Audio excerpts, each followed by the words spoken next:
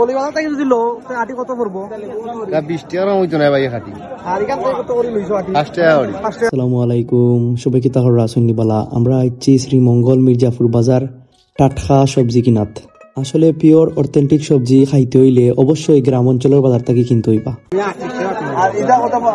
আটা কত ওইটা? ও বাবি খাই টেঙ্গা খাই বাবি ঠিক আছে। এটা খাইলে ভিতরে রক্তটা ডাইরেক্ট।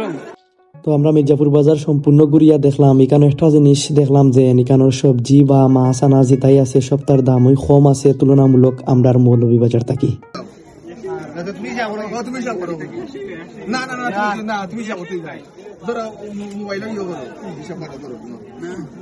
সবজি কিনা যাইয়া বেজার লাগাইছে, হিসাবও বেজার লাগাইছে। হিসাব হইলেও হিসাব করলেও আমার হিসাবে 90 টাকা 10 টাকা দেবো।